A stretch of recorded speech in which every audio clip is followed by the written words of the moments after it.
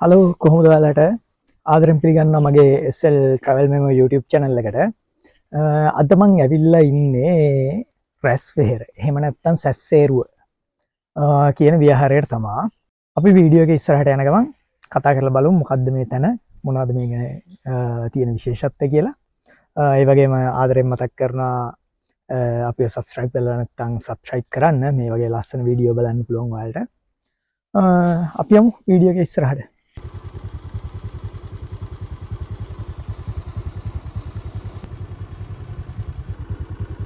මේ වගේ කැලෑ පාරක තමා අපිට යන්න තියෙන්නේ.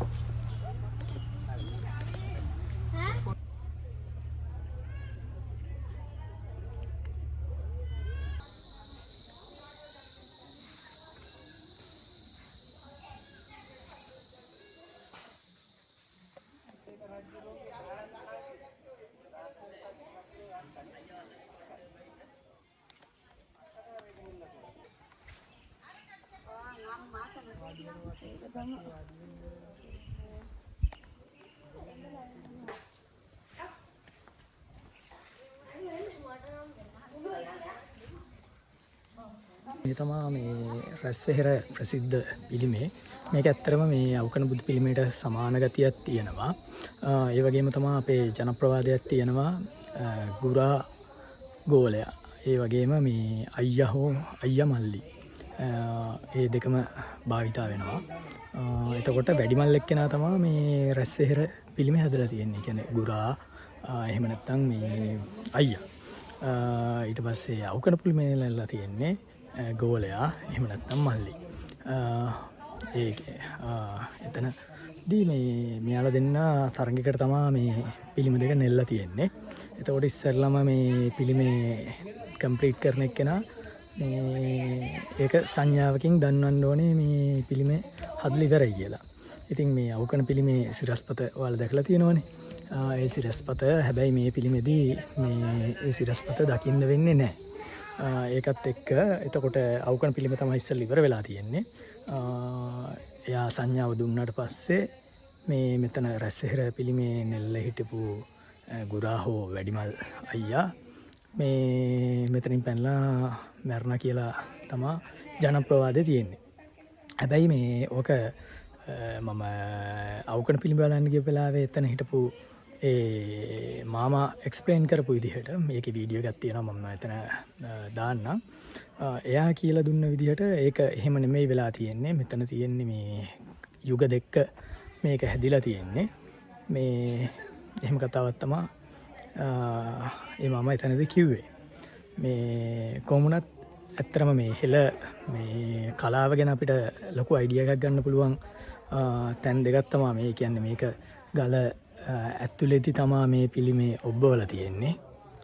මේක ගල අභ්‍යන්තරයේම තමා හදලා තියෙන්නේ. හැබැයි මාරම ලස්සනයි. ඊට අමතරව මේ අවකන පිළිමේ මහාම කියපු විදිහට ශීර්ෂය නම් පසු කාලීනව තමා හදලා තියෙන්නේ. කියන්නේ ශීර්ෂය කියන දේ මහනුවර යුගයට අයිති දෙයක්. හැබැයි පිළිම දෙකම නෙල්ලා තියෙන්නේ අනුරාධපුර යුගයේ කියලා තමා එතනදී අපිට පැහැදිලි කරලා දුන්නේ.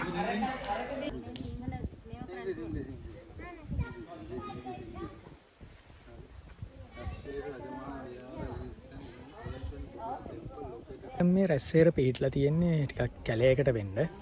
එතකොට අනුරාධපුරයට එන ජනතාව මේ රැස්වෙහෙරට එනවා අඩුයි.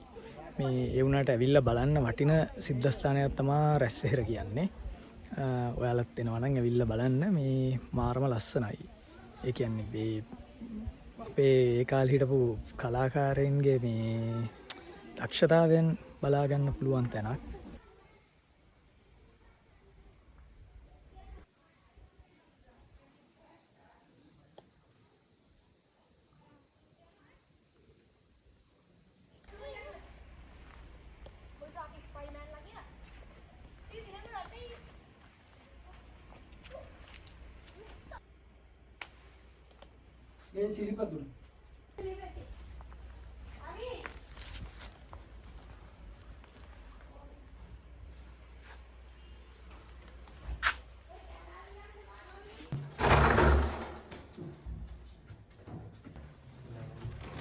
ගල් ගුහාවල දැනු තවත් විහාර ගෙවල් ටිකක් මේ පන්සලේදී අපිට දකින්න පුළුවන්. ඒකත් දඹුලු විහාරයට බොහෝ සෙයින් සමානයි.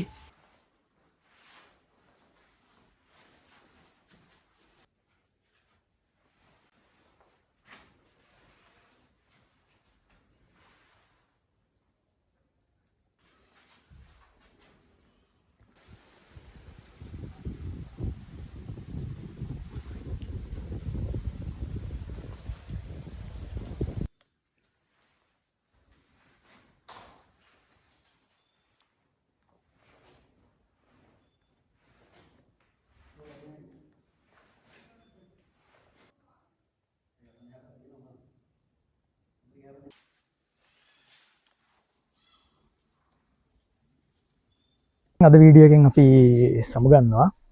ජය වේවා.